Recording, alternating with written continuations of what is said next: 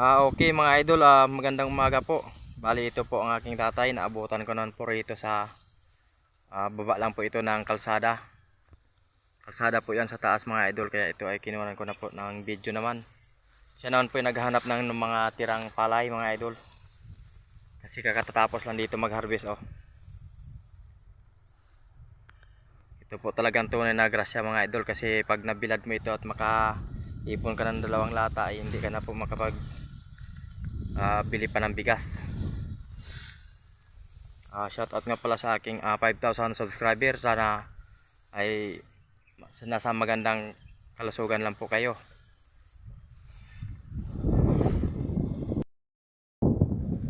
Doon sa malayo may dumadaan na mga sasakyan mga idol oh. Pero dito sa taas ay yun, may dumaan na motor. Yun, oh. Bali baba lang po ito ng kalsada mga idol. Naispatan ko naman po talaga ang aking tatay dito na naghanap ng mga ligaw na mga palay. Dyan ka lang tay at pupuntahan ko yung isang tumpok doon. Aking i-check kung merong tirang mga palay.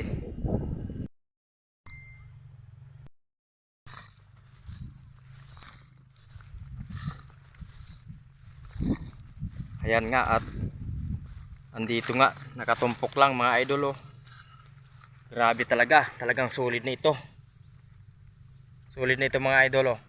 Ilan lang ang ipa, ilan lang kabilog ang upa mga idol. Swerte talaga ng aking tatay ngayon. Maraming makukuha niya.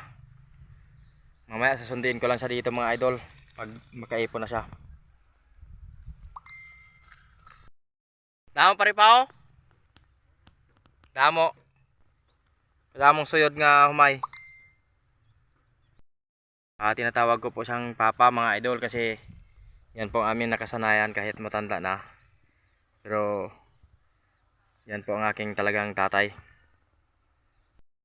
Tingnan ko muna dito naman ang isang puntok naman mga idol oh. Siguro nagkalat naman dito ang ginto.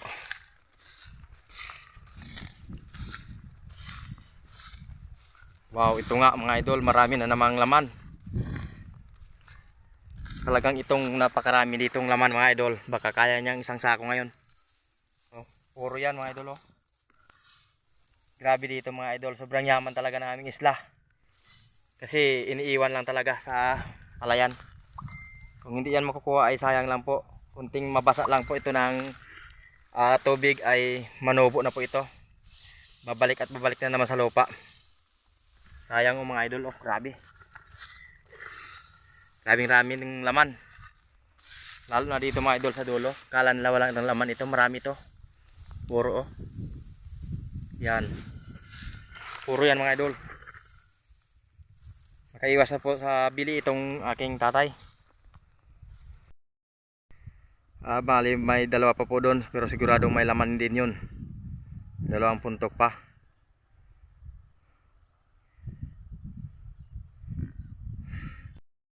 Swerte talaga ng aking tatay ngayon oh.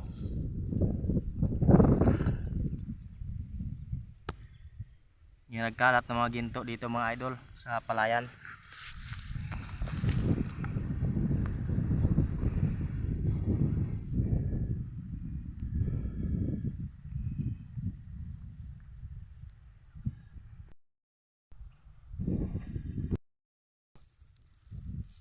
Purong-puro mga idol oh.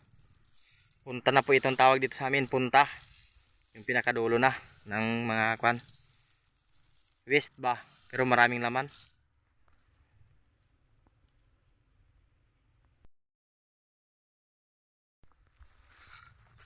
Bali puntahan ko na po ang aking tatay mga idol. Para i-report sa kanya na maraming pa dito tayong nakita na mga kwan. Mga palay oh. Grabe yan oh. Isang tumpok. Sayang lang din ito kung paabutan sa tubig at kainin ng mga hayop mga idol. Kaya habang mapakinabangan ay atin na kukunin.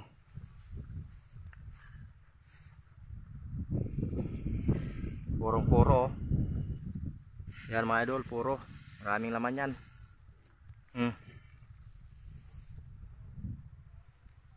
Yan mga idol, at andito ng aking tatay. Kenapa? Bakit? Hindi kami nahiya mga idol kasi mahirap lang din tayo. Makain tayo ng 3 beses sa isang araw.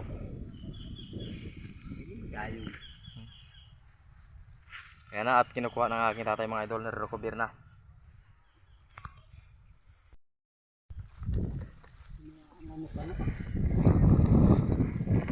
Swerte nga daw niya at binayaan lang dito mga idol, oh. Iniwan lang ng kwan. Ang may-ari siguro sa napakaraming kuha nilang harvest na palay mga idol.